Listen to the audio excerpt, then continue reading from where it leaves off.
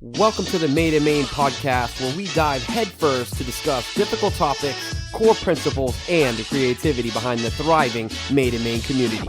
We invite you to tune in whether you're a skeptic, on the fence, or have many years designing and creating Maine-made products. Join us as we grow together and continue to put Maine on the map with the Made in Maine podcast. So what does a day at Box of Maine look like? Well, I'm not much of a morning person, so I usually get out of the house around 8 o'clock. I'll come into the office here, and my employees will show up shortly after. If I'm being honest, sometimes they show up before. And we look at the previous day's orders, all the orders that have come in, and we look them over and see, exactly how much time it's going to take to get those orders done, the products that are going to be needed to fulfill those orders. And then we designate those orders out to some of the people that work here. So some people handle the Amazon orders, some people handle the website orders, and then just pretty much the whole process on fulfilling those orders from the boxes to the filler. We make sure everything's stocked up on our shelves. All the boxes, we pre-make a lot of our boxes that the products go into. But for me, I do apologize. I got a little bit of a cold right now, so bear with me. That's all right. For me, I first thing I do is emails. I'll get considerable amount of emails, whether it's just customers wanting to placing order, they're having a hard time ordering, they have questions. I'll get businesses just scheduling meetings and just various other emails that I have to go through. That usually takes me about an hour to get through those. And then just working on projects and stuff, whether it's creating boxes, sourcing new products, paperwork, just a bunch of nothing really too exciting. And then throughout the day, the orders are getting completed, and sometimes we'll have people come into the store. I'm just always looking for ways to save a penny, So today I had the United States Post Office representative come in, and Nice. We talked about how the shipping rates have increased recently. Yep. And how it's affecting my business, and we talked about ways to reduce that. And Yep. so that's typically how my day goes, and we'll wrap things up. We'll get the orders done around 2, 3, 4 o'clock usually. Those will get picked up, and then we kind of just start cleaning up and preparing for the next day. Sure. So my day's actually a little bit similar to yours. I start a little bit earlier, so I usually get into my office, which is at my house, at about 7:30, and then I have to have my coffee when I do that, right? You always got to start with that. My French press, just like I talked about in the last episode. So once I have my coffee in hand, I go in my office, and I already have a to-do list written down that I did the night before. And it usually starts with answering messages. So just like you said, sitting down, answering those emails and all the messages I get on the various platforms that I ship on. And then I'll do my bookkeeping. So I'll go through the orders from the previous day and all my expenses from the previous day and get those down in QuickBooks.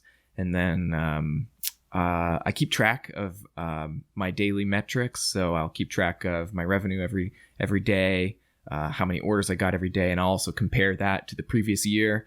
And so I that's like a little worksheet that I fill out for myself, and that just keeps some of those numbers in the front of my mind, and makes me aware of what's going on with the business. And then after that, I'll start on my to-do list, which a lot of times it'll consist of first probably doing some designing. So I have to do some sketches or things like that for my customers who are wanting something custom. I'll do some sketches, or I can also do some computer aided design work to fulfill that. And then once I'm done with that, I usually go out to the forge. I grab another cup of coffee. Nice. What time is that? Do you normally go to the forge? Lunchtime? No, usually like 9, 10 o'clock.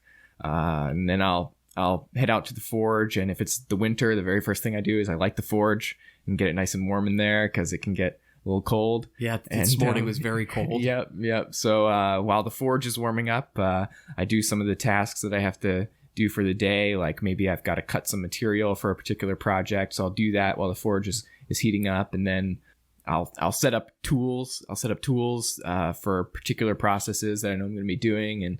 And when you're working in the forge, it really has to be it needs to be set up prior to you having that metal in your hand. If it's not set up and you come out with a hot piece of metal, that metal's going to start cooling down right away. So you have to have everything right where you need it. So I get all that set up, and then I'll throw some metal in the fire, and I'll get it nice and hot, start forging some stuff.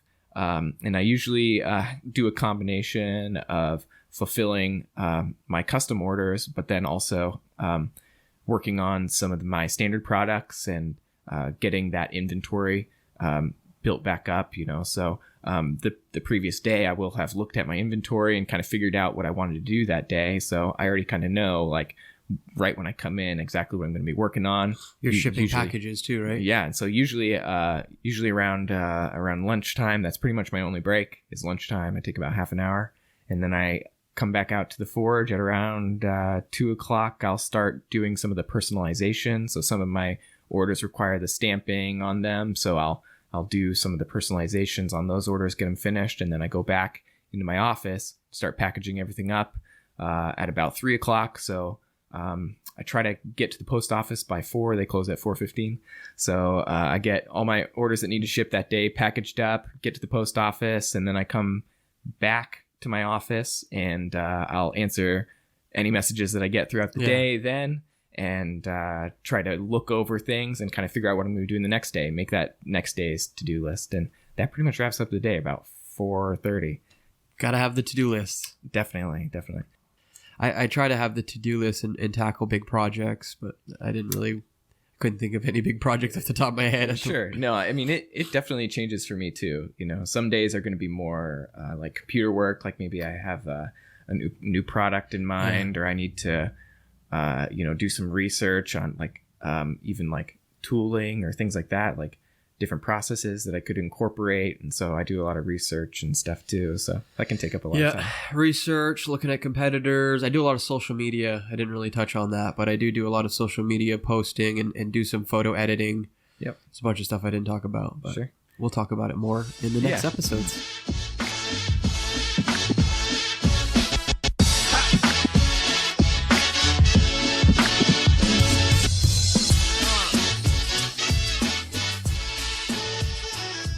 Welcome to the Made in Maine podcast, episode 3. Today joining us is Gerard and Malaika Picard, and they are from Saco, Maine. It all started in the spring of 2019 for them. They moved the Maine Needham Company to their home in Saco, where they lived and they raised their family for almost 3 decades. Their state-certified kitchen houses the chocolate factory where they produce their Needhams. They both currently work outside of the home as well, but their dream is to grow their business to be able to allow Gerard to become a full-time chocolatier. They are licensed LLC and are committed to keeping the tradition of the Maine Needham alive and thriving for future generations.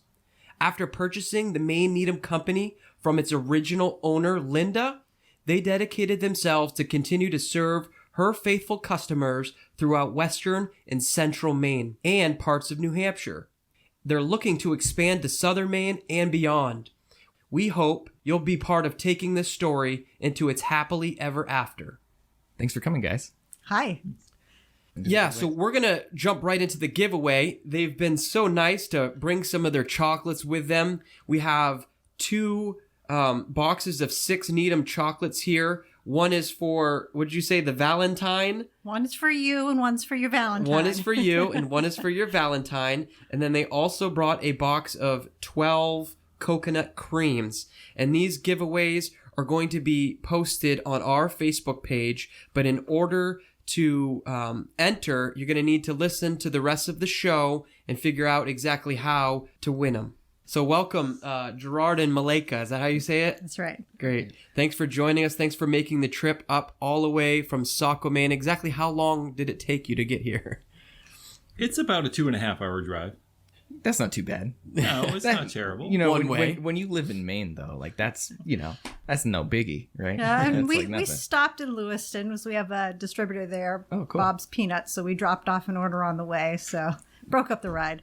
Very nice. So let's jump right into it. What exactly is a Needham? Well, they're a Maine tradition. For somebody who is not from Maine or doesn't know, Maine Needham is your basic coconut cream with the secret ingredient of potatoes. So it makes the texture of the filling a little creamier, a little more rich, a little smoother. What makes our Needhams different from most of the traditional ones you have is its size and the consistency.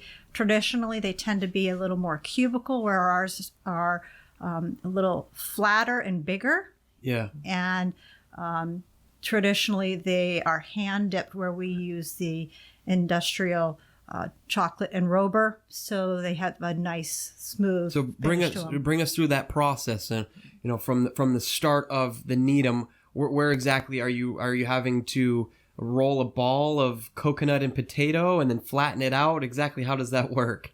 Well, it's pretty much just like that. Really? Yeah. Okay, that was a total guess. Cooking up the potatoes and mixing all the ingredients together, and I have to roll out basically a sheet into a consistent thickness, and then let them cure for a little bit before I can cut them into the 2-inch squares that we use, and then let them cure a little bit more so they're not still sticky before we send them through to the enrober, where they're covered with dark chocolate. Nice. We like to call it the chocolate waterfall because it's just It's like Willy Wonka. Yeah. It's just like a Exactly. wall of chocolate. It right? is. That's It is. awesome. And that fully engulfs it in chocolate, right? The bottom, everything. So it's covered in chocolate goodness. yeah. Yes, we try to be pretty particular too, because there are some that have little gaps on the bottom where the coconut filling is showing, and those get sent back. And so what kind of chocolate? Or you said dark chocolate, Yes. so it's a blend, Yes. nice blend of chocolate in there. Yep. Great. It's a dark chocolate gourmet blend is how it's touted. Excellent. So Needhams are a Maine tradition. What is the story behind the creation of the first Needhams? So urban legend has it that back in about the 1870s, CV's, who was a well-known confectioner at the time, had just produced this new coconut cream that had the potatoes added to it. And apparently they didn't know what to call it. And at the time there was a very well-known evangelist named Needham. So I have no idea why they chose Needham for the name, except that was popular. It's interesting. Yeah, I tried to do a little more research, and all it told me was the history of Needham himself, but not why there was a correlation between the candy and the name. So, how did you get into this business? That was kind of interesting.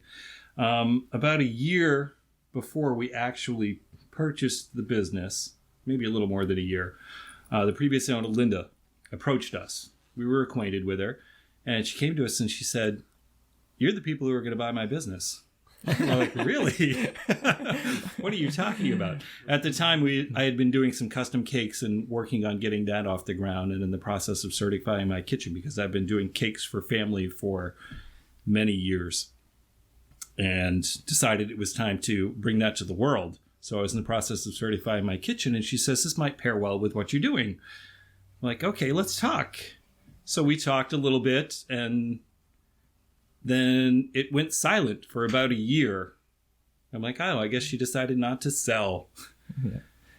And while we're in the middle of a major remodel of our home, I received a message from Linda saying, "Some things have changed in my life. We need to talk again." So we started going through the process. She was having some health issues and rethinking whether she wanted to do this anymore. So we were like, "Sure, let's talk." Because I was very interested the first time. So that was there were about several months that went by through the whole process.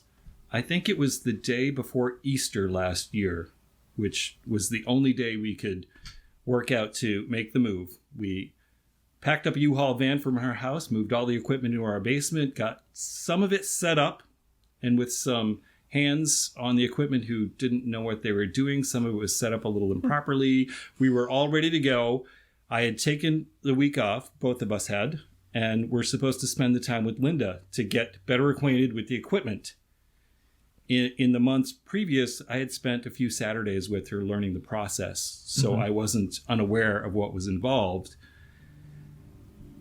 And after church, Linda had a little bit of a health scare, ended up with some issues, well, a little more than a scare, some serious health concerns, and she was incapacitated for months.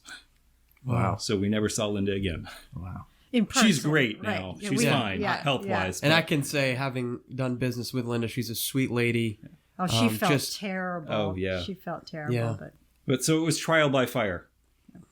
Like, I don't know what these machines do. I don't know how to fix Oh this. boy, I could see from a business standpoint that being very difficult and a challenge. We talked a little bit before about some of the challenges we face.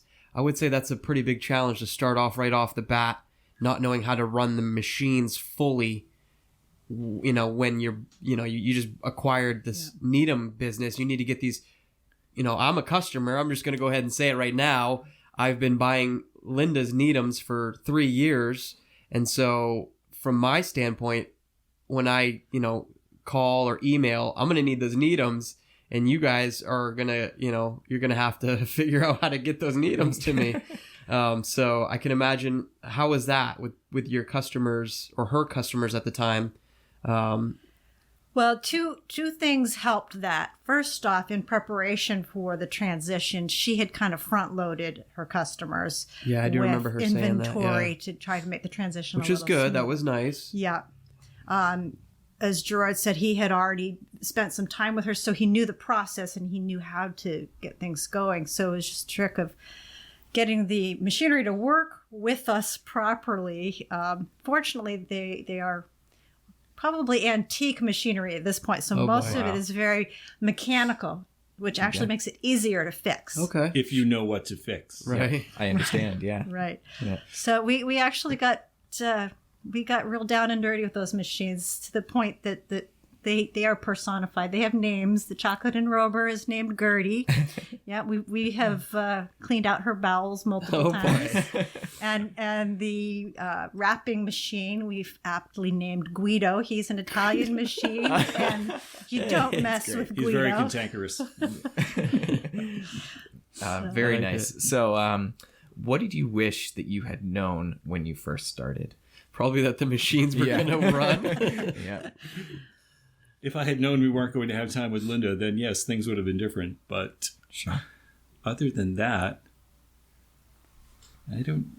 I think maybe knowing a little more in what's involved behind the scenes of running the business, what things I needed to file, what sort of paperwork, who I needed to get connected with, what I needed to do with the state. Let's talk about that for a second, because that would have been helpful. That is something that I found. I'm the same way. Like, I wanted to start a business, and it's like there's so much paperwork and licensing, and like you said, filing with the state, and then filing quarterly sales tax reports, and those things, it's tough. I suppose you could do a little bit of research on it if you, I don't know, do they have classes? I don't remember. I went and got a business degree. I don't remember classes on filing sales tax and reports and all the paperwork that goes along with it.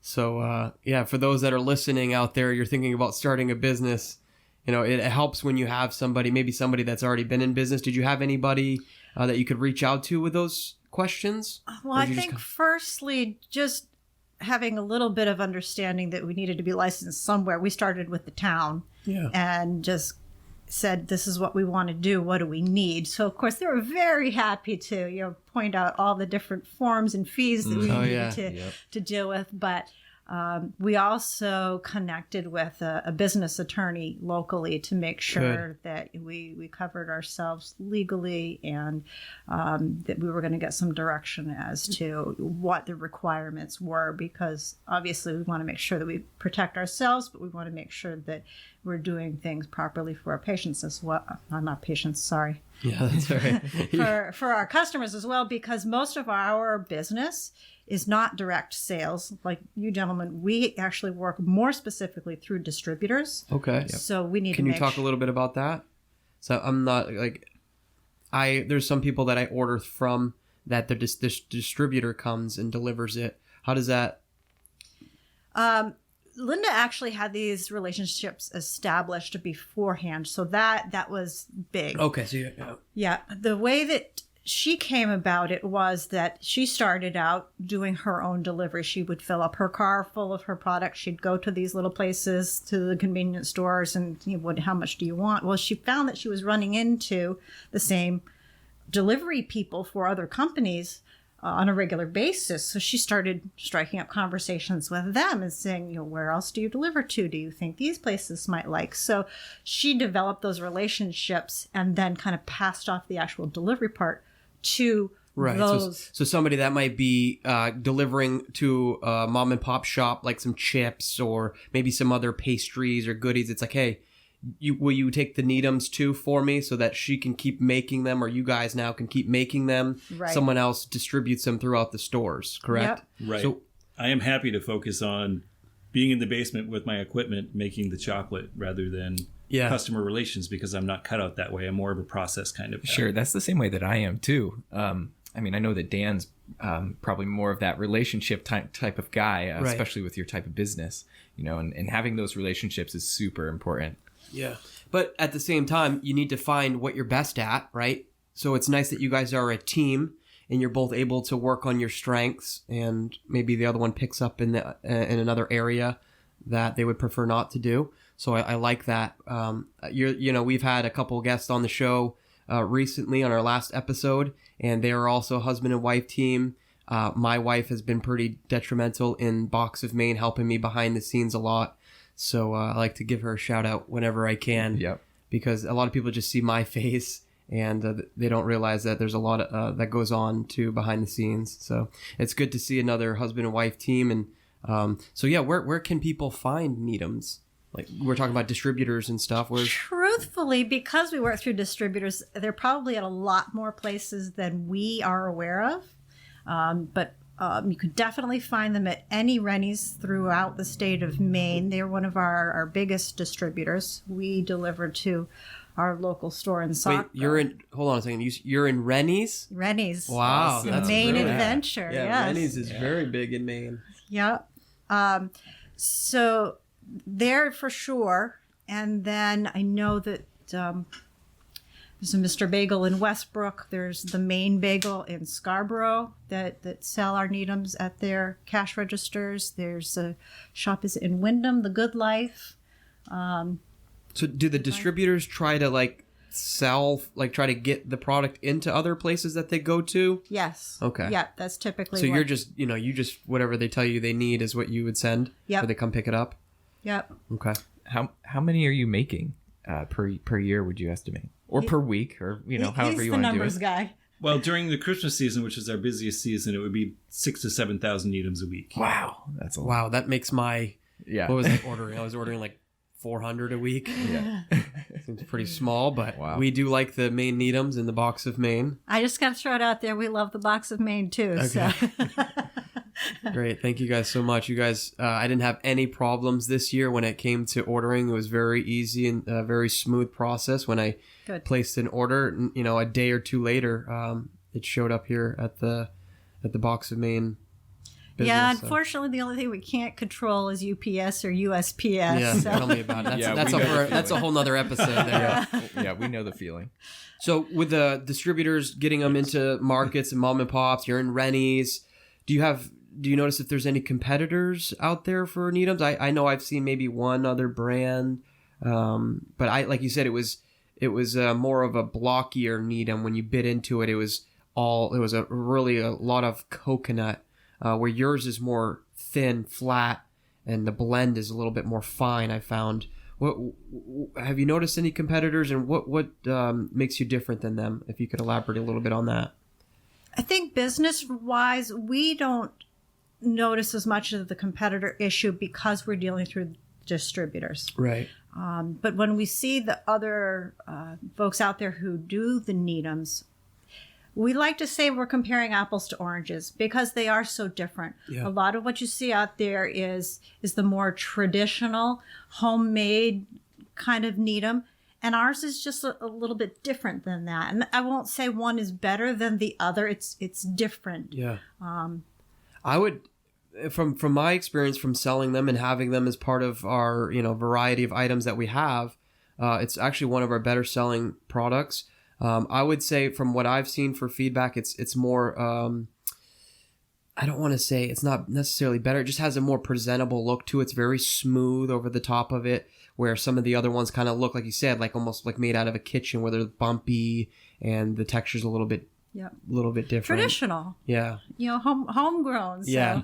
If you like the nostalgia part of it, and that's important to you, then our Needhams might not fill that gap. I think they do, though. I think that the recipes been around for quite a while, right? It sounds like CV's played a big part in Linda's, creation of this. I think across the board, regardless of who makes the Needhams, the ingredients are the same. It's, the quality of ingredients. It's the texture of the coconut. It's the grade of chocolate. So it's different. Even down to the packaging, right? I mean, we have some in front of us right now, and the packaging, it looks great. It looks very formal, very professional looking. So, and they're individually wrapped. Yes. That's another question I get asked a lot.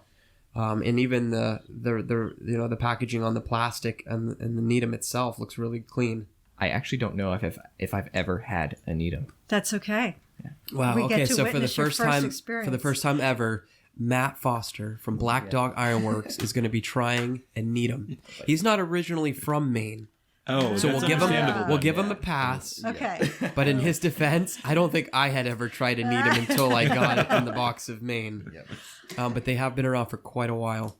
That actually doesn't surprise me, because we meet a lot of people that have been born and raised in Maine. What's a Needham? Yeah. Wow, that's actually pretty big. Yeah. So it's about 2 ounces of chocolate, it's about right? 2 inches by 2 inches. 2 by 2. About 2 by 2. Yeah. 2 by 2. And this gift pack here, there's 6 in a box. How else do they come packaged? You guys want to talk a little bit about that?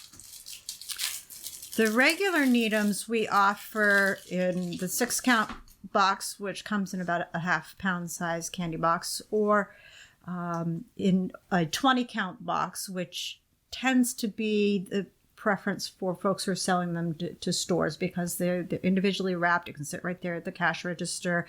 The box is designed in a way that it is a display box in and of itself. So all they have to do is open the box and stick it out there. And so when they see that display one at, let's say, Rennie's, because I know a lot of people go to Rennie's, a lot of our audiences, they might be coming to Maine to visit Maine, and they want to check out Rennie's. They see they go to Rennie's and they'll see it where at the checkout, right? Usually at the checkout. I know in Saco they'll have the 6-count along the waiting line. So what do they call those? Impulse buy aisles will be there. We have had a lot of customers reach out to us and say, "My Rennie's is out. Where else can I get them?" So Matt has just bit into his first Needham chocolate. It's really good. Really good. How can you describe it to our listeners? So I've had a Mounds bar, right, which is coconut chocolate, right? But this definitely has a more subtle coconut flavor to it. I think that it's definitely more balanced, like with the chocolate and the coconut. Whereas like the Mounds is like it's overwhelming. Coconut I don't like right coconut. In your face, I'm not a big coconut person, and these Needhams, like you said, it's more subtle. It's not overwhelming. You're not getting a whole mouthful of coconut. The blend is very nice. Sure. And I don't know if I would be able to tell if there's potato in it. So it's blended in nice. Yeah. It's really good. It's very, very good. Yeah. All right. So Matt just got done trying a Needham for the first time. He gave us a thumbs up, an approval. 2 thumbs up. So describe to us what a day looks like at the Needham Company. Let's go back a month before Christmas. How does it look when you guys are in your kitchen and Gerard's in there just cranking Needham 7,000 a week, you said? Yes. So what's it look like? Are you getting up at the crack of dawn? You said you have other jobs. Crack of dawn. I'm out the door before the crack of dawn. Long after making Needhams. No, during the Christmas season, because I'm still working practically a full-time job outside the home, I would be up at 3 a.m. most days to roll out the filling. Wow. Mix the filling and roll it out. Head out the door to work after I put 1,000 of them together. When I get home from work, I would have to cut them at that point and maybe do some wrapping and packing. And then the next morning, go down and do some enrobing. So in a day, you can get 1,000 done in a day, you think? Or is that a little bit of a process. It's about a 24-hour process from start to finish. So bits and pieces mixed in here and there. So yes, I could do 1,000 a day. During the holidays, I had to. during the holidays, after dinner, he would go down to the kitchen and be cutting everything that he had mixed and rolled in the morning, and I would be on Guido packing stuff that he had enrobed the night before. So I'd be busy wrapping and packing, and he'd be busy cutting, and sometimes he'd have Gertie going covering everything with chocolate. So it was a roaring business during the holidays. But and do you find that sometimes Gertie and Guido? Yep. Are they always operating efficiently, or do they get jammed up with chocolate and you have to clean them? Or exactly. Yep. Yeah.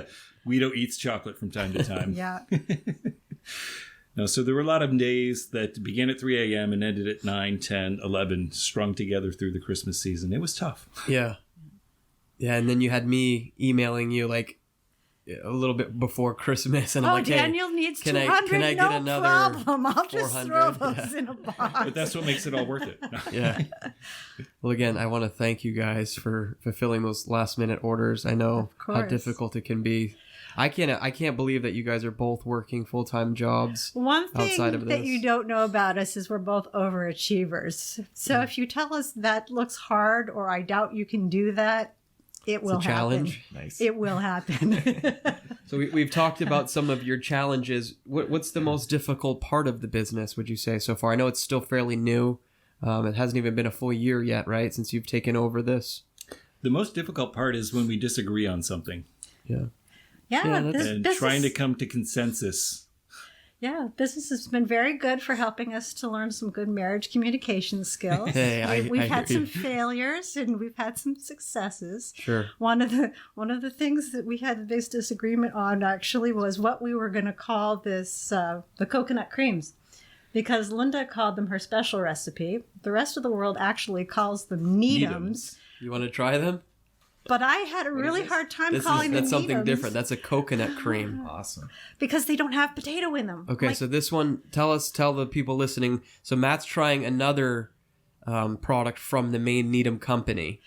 The coconut creams are actually more closely based on the recipe that most people are familiar with as Seavey's Needhams. Okay. They actually do not have the potatoes in them. And the type of coconut that we use in them is a little bit different texture than the ones that we use in the regular it feels a little bit finer. Yeah.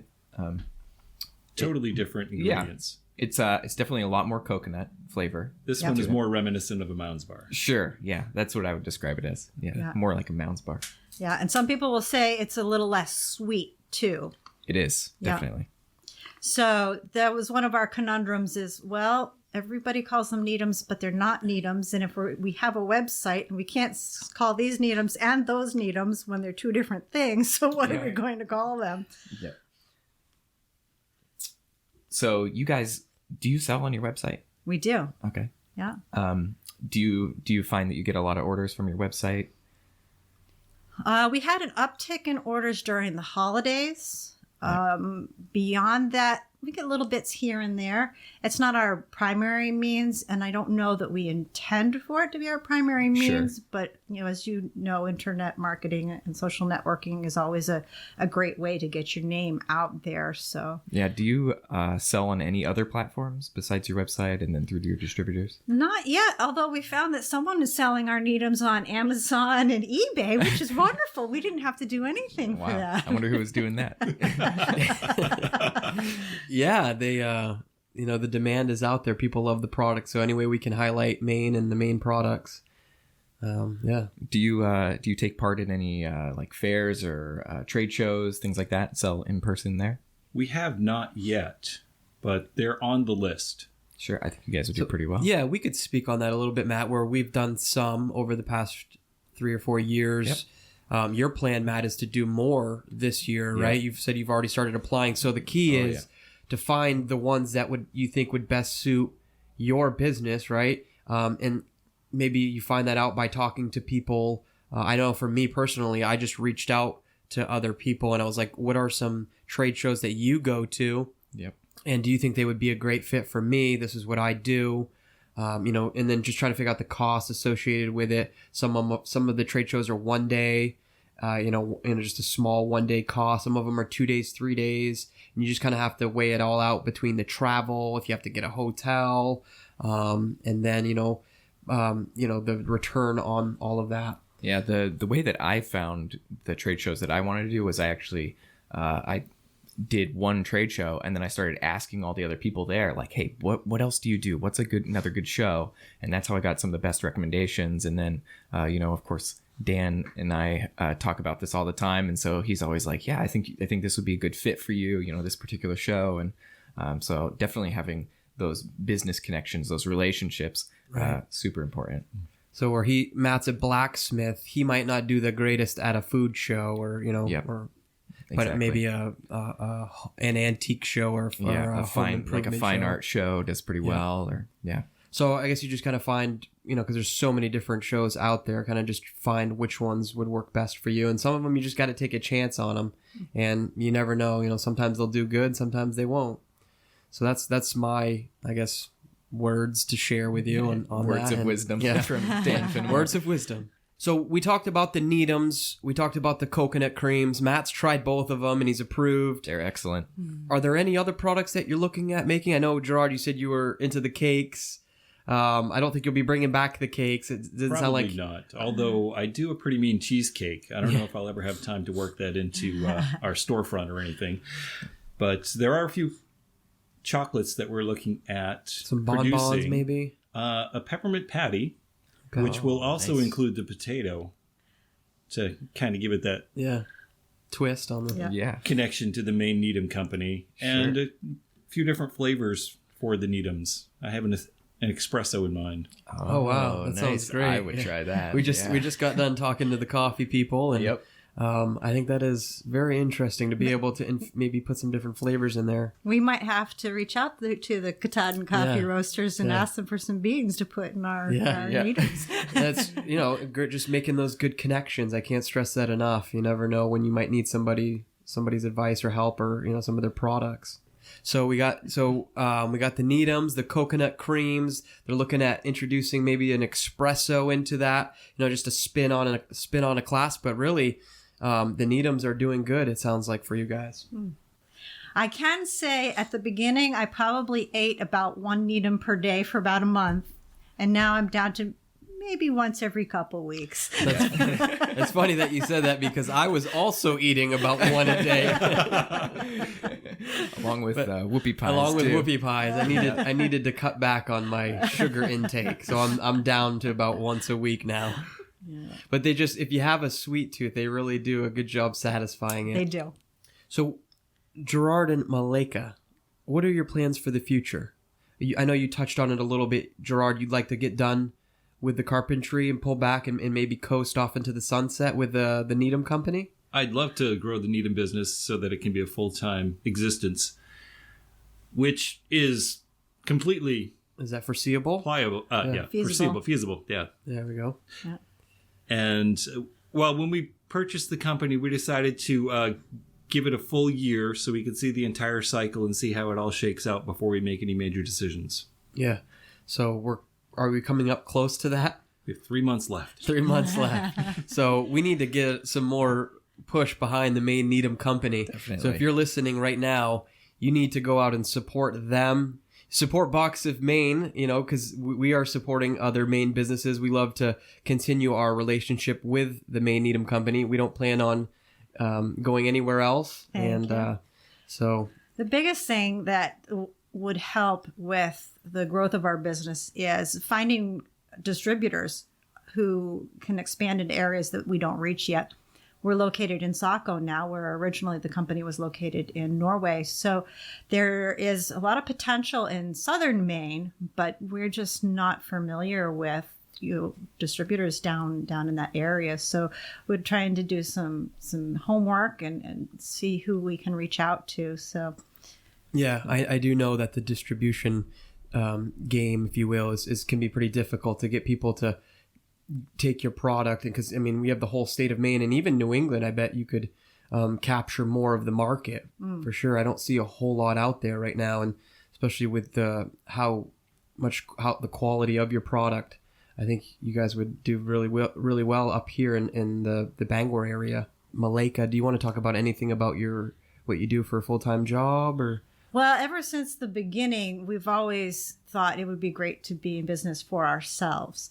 One of the first things that we tried was a picture framing business and some custom picture framing. So we tried doing that out of our house. We got the equipment. We learned how to do it. But we very quickly realized that it's difficult to get the word out there that you are doing business. And we had really young kids at the time, and we were still young kids at the time. So we didn't have a lot of know-how about how to get that off the ground. So that was one thing we tried. The cakes thing has actually been around ever since we got married. We were taking care of most of our own wedding expenses. So to save on that, Gerard decided to teach himself how to decorate cakes. And so he did our wedding cake. And since then, he's made a lot of wedding cakes for family and friends. And as he mentioned earlier, one of the things that that we decided to do recently was, let's see if we can make a go of this. So actually, some of our Facebook followers knew us originally as the cake people. He did the cakes, I did the people. Great team, huh? He does beautiful, beautiful work. But what we learned from that endeavor, that was mostly custom work. And while it was amazing fun, because there was a lot of creativity involved, it was also a lot of time and trial and error and being perfectionists. He was never satisfied with his work. So having a little bit of frustration with never quite being happy with what he was doing. Matt also spoke to this on your first podcast about the custom work, where the amount of work involved, you could never really get compensated for what you do. If you tried to charge the customer what it really cost you, they wouldn't go for it. Yep. But you still want to do the work. So I homeschooled our kids through middle school and high school.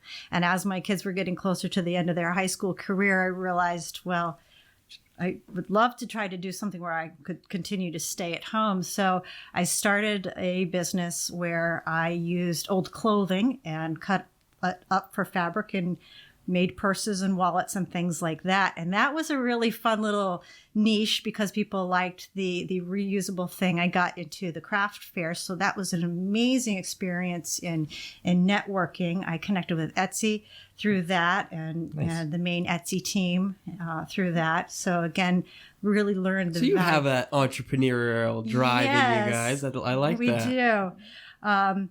And over the course of the couple of years, I learned it was very interesting that while people did like the idea of the reused products, they didn't sell as well as the things that I made with new materials. And I was able to do a lot more with new materials than I could with old pieces of clothing. So that Etsy business did well for itself. I grew it. I had $20 in my pocket and a bunch of fabric that somebody had given me. And that's what I started with. And I never invested more than what I actually had. Right. And by the end of 2 years, I had products being sold internationally. Wow. Really cool. My most, I love it. My most popular product was my mustache wallet. Your mustache wallet? Explain it, please. I made a bifold men's wallet, usually out of suit fabric, so sometimes pinstripe. My favorite one was the lumberjack plaid one that I made with the lumberjack plaid flannel. And then I would get, I was still using the reused material. I'd use old jeans material or corduroy material, and I would cut a little mustache out of it and sew it onto the front of the Cool. wallet. Just innovative, always creating and designing. Yeah. I like that. So Yeah. those sold internationally. I sold a lot of those. So. Nice. But unfortunately, being self-employed doesn't provide you with insurance benefits. And Tell me about it. Yep. We all so know that. once we sent my son off to college, I had to get a real job. So I currently work as a practice supervisor in a medical office. So I work all day there and then come home, and then we do Needhams together. So great backstory, guys. Thanks for sharing that with us. For everyone listening, where can they find? We talked about some of the areas they can find it in. They can find you guys. What's the website? MaineNeedham.com. MaineNeedham.com. Maine Needhams, plural. And that's spelled MaineNeedhams.com. Correct. Is there anywhere else that people could find the Needhams? You can find us on Facebook Okay. at Maine Needhams. Yeah, Facebook.com/Maine Needhams. Or at Box of Maine. Yeah, you can purchase some through Box I of wasn't Maine. going to or- say it. I wasn't going to Amazon. say it, but hey, I would go to their website. Yeah. It works for both of us. Sure, there you go. We both do the work. It's a mutually beneficial That's right. relationship.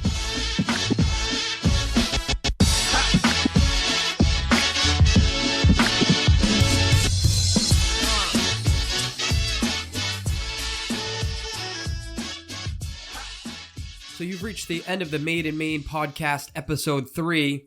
Gerard and Malaika got to really let us peel back some layers and dive into their company, the Maine Needham Company. They brought some great gifts for us to share with you guys. We have a Valentine's Day 2-pack here. You can get 6 Needham's chocolates for you, and then another 6 for your Valentine.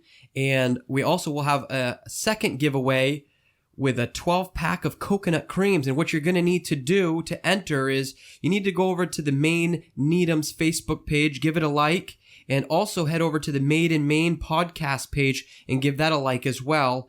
Leave us a review on Podbean and Google Play or iTunes Radio, and also comment on the post on the Made in Maine podcast Facebook page.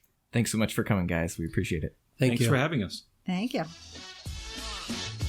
If you enjoyed this episode of the Made in Maine podcast, then please consider supporting us through Patreon. Patreon is a great way for our listeners to support the podcast by donating a couple of bucks for each episode that we put out. This podcast has not been free to produce. From the equipment that we need to record these episodes to the fees that we pay to host the podcast, it does cost us some money. Any amount of support that you can give would be greatly appreciated. Right now, there are 3 tiers that you can choose from, and some of the donor tiers come along with some benefits, so head on over to our Patreon page at patreon.com/madeinmainepodcast to learn more. You can also help us put Maine on the map by sharing this episode on social media sites like Facebook, or with anyone you think might be interested in our content. Another way you can support us is by leaving us a review, either on the podcast app that you're listening on or on our Facebook page. If you leave us a creative review, we may even share it on the next episode. You can find the Made in Maine podcast on Facebook at facebook.com/madeinmainepodcast. You can also find each episode on podcast platforms like Podbean, TuneIn Radio, and Google Play. Like I mentioned on the last episode, we are working on getting listed on iTunes, so keep an eye out for the Made in Maine podcast if you use iTunes for your podcast listening. Thank you for listening and helping us put Maine on the map.